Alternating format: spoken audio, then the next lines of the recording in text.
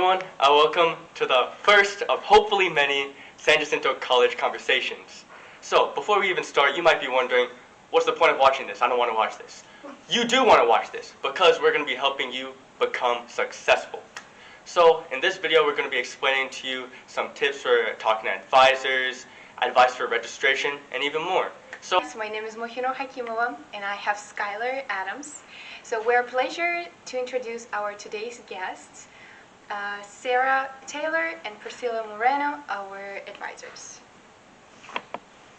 Thank you very much. And my first question will be, what's the job of an advisor at San Jacinto College? I'll go ahead and start. So I would say we have many roles and responsibilities, right? But one of the biggest goals that we have for students is to have a discussion and have a meeting about your academic goals and how you can achieve those goals, whether that be that you transfer or that you work after your degree here.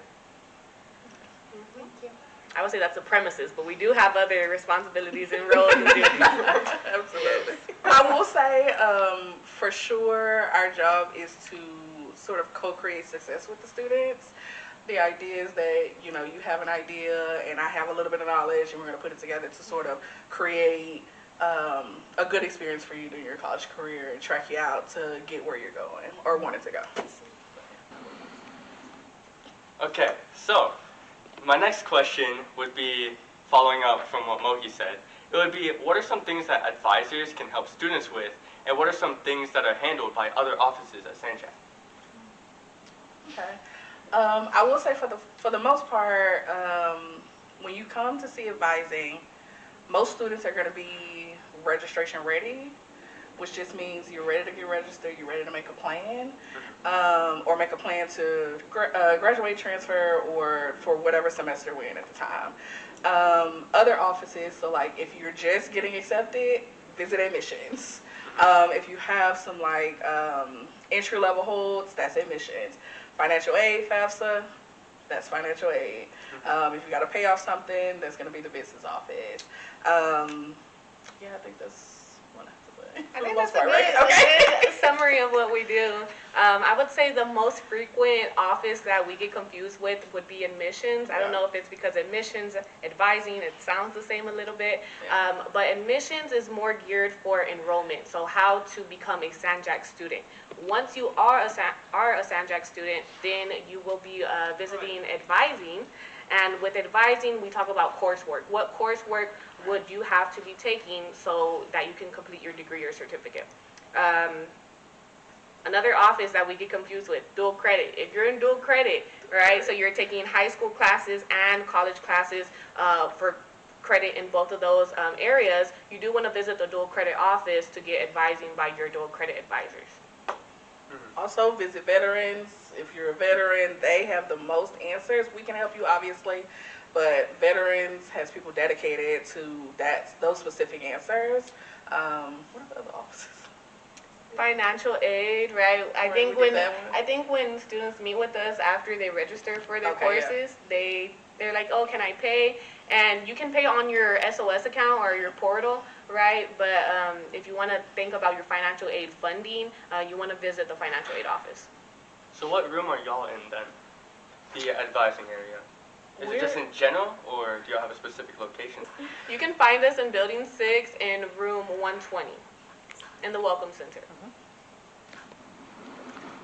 All right, the following question will be, what information can you give students about your available online in-person resources?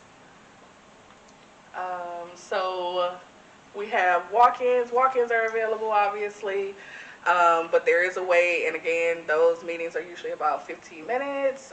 We try to get through as much as we can, but it is a shorter sort of see now time. You can make an appointment through the website. Those are 30-minute appointments, and so you have a lot more time to sort of get through your plan and whatever it is that you're looking for. We have the virtual lobby, which is open outside of regular hours. I think it's like 2 to 11 or something like that, I think. And I think they're open on Sundays as well. So that's outside of business hours. But the virtual lobby is for, really quick things. So like add, drop a course, change your major. So they don't do too much. Those are also 15-minute quick meetings as well. What else do we have? I think Sarah pretty much covered all of it. Walk in, you can create an appointment. You can create an appointment through your portal. You can also visit our ACT lobby that's open after office hours, so Monday through Thursday from 2 p.m. to 11 p.m. and then Sunday from 5 p.m. to 10 p.m. So even if we're not open in person, you can still visit our office. Oh, there's the chat. There's a SOS chat. There's also a SOS chat that's available online through your SOS account. Also available like weekends or? No, that's open 10 to 4 weekdays. Oh, I see. Okay. Thank you. Okay, so my next question would be, are there any current plans going on for any new resources that some students could be looking forward to? So new resources, I do want to give a shout out to SJC Portal, right? So SJC Portal is a one-stop shop for all the quick links that you need to schedule an appointment, to register for your classes, to pay for your classes, to apply for graduation, to see who your advisor is. If you have not gotten on your SJC Portal yet, please feel free to do so. As well, sorry, you might have to cut this out. I guess that was it. It's mainly the portal. Okay. Do you have any that come to mind too? They're not new, but they've always been there. Your GPS, you can get to all of this through the portal. There's the GPS degree evaluation tool. It tracks your classes. It shows you everything that you need for what you need. Also, your student profile is on there. It shows you who your assigned advisor is. It gives you your schedule. It has your holds, what they are, who you need to talk to manage it, and things like that. So those are my two main ones that I like to tell students about: the GPS and the profile, just so you know where everything is at, and you can track your own progress. I think the tools are very important for students to know because, as mentioned earlier, our job is to collaborate with you guys. It's to collaborate with you so that you can get to your goals. In a collaboration, we want you to have the resources that we have, right, which is your degree evaluation, how far along you are with your degree. So knowing the portal, your GPS would come important when meeting with an advisor. I'm sure I speak for everyone when I say this. We appreciate y'all creating these things and then helping put those together for us. And we're back. So my following question is, how do students know that advisors will be able to advise them for their specific degree plan? Okay, so currently we are doing what's called pathway advising. So you have your assigned advisor and they know pretty much what's going on in that particular pathway for sure. Every advisor is able to advise on most of the pathways in the program at San Jacinto. We are using the same resources y'all are using. Most of every information that you need is going to be on the website, and so we're just walking you through it, looking at it at the same time. I will say I want to clarify like peak time and non-peak time. So when classes start, we kind of level off. There's not that many students who are needing as much assistance, and so I'm able to see. I'm a natural science advisor, so I'm able to see all the natural science, all the nursing students, and I can throw out a plan real quick. I can whip up a plan really, really quick for nursing. And so that's always really nice. But then when we get to when it's like 2 weeks before class start, then it's, the advising becomes a little bit shorter. But then again, you're seeing advisors at that point who may not be a part of your pathway, but they know pretty much what's going on, and so they're still able to advise you, and they're going to be able to advise you absolutely on the upcoming semester, but they may not be in a position to plan out your whole degree at that point. So I wouldn't be worried about someone not knowing anything for sure. But yeah. Yeah, I think Sarah pretty much said most of it. I think that you can entrust that we can help you when you are prepared for these meetings, right? And I know that we're going to talk about that a little bit later, but when you come prepared, that's going to be beneficial for the advisor and for the student. And then SanJack is continually trying to make this a better experience for students. So how do we do that? Pathway advising, right? So we do have specific advisors for different programs, like health science, liberal arts, technical degrees, and whatnot. So it is good if you know who your advisor is through your SanJack portal, and you can create an appointment with them. So yeah. Okay. Never fear. We know what we're doing. Yeah. So, kind of connecting on to what you just said, my next question is, will my advisor be able to steer students towards the right courses to get their SanJack degree or even their transfers for their transfer plans? Very good question, right? Because we have a lot of students who are getting certificates or transferring, right? So a big thing to look for when transferring to a university is a transfer equivalency guide. What that is, it is the courses that your transfer university will take from SanJack. This is going to be important to help guide and plan for your classes that you're going to take here, right? So also, when you have the big goal in mind, I think that's very beneficial for a student and advisor. Again, I can say, oh, you want to major in computer science. What do you want to do in computer science, right? Maybe you want to have a more specialized major at university, and then we can talk about that as well. So yes. And one of the tools, we talked about tools earlier, that San Jacinto offers is on a lot of the programs on the catalog webpage. You'll see like the plan of study, and you'll also see maps. And so that kind of maps you out for our most transferred schools. So it's not going to give you all of them, but it'll give you a few there that'll show you, hey, this program usually, people in this program usually transfer to U of H, and here are the classes, and here are the things that they're doing. So yeah, check that out. Transfer maps and transfer equivalency guides. Exactly. Yes, very important. So this is very commonly asked question. It says, I took a course that I end up not needing. How can I better prepare for my advising sessions so that I only take the course that I will need in the future? Sure. Great question. I would say, like I said earlier, we are here to co-create success with y'all. And so what that means is when you come in, you have to have some sort of idea about where it is that you want to go. Community college is all about exploring and taking your time. And I understand that sometimes we won't have like the very end goal available, but there has to be some sort of goal in order for us to help direct you as best as we can. And so for the most part, you know, like your degree evaluation, if you're under that, you're going to take classes under that. But if, you know, say you want to be a nurse and you want to go to UTMB, and like I know what those classes are, right? And so that's your first goal, and we'll track you out for that. And sometimes it happens that, you know, you gave us it's a generic goal, and we're going to give you classes that for the most part will track out to where you want to transfer or whatever the case may be. And it doesn't transfer to every school, and sometimes that happens. But again, coming in with an idea, at the very least, a major, is going to be very helpful, so that we can move you through, make a plan for you that works generically. So you took a class that you did not need. I am sorry that happened to you.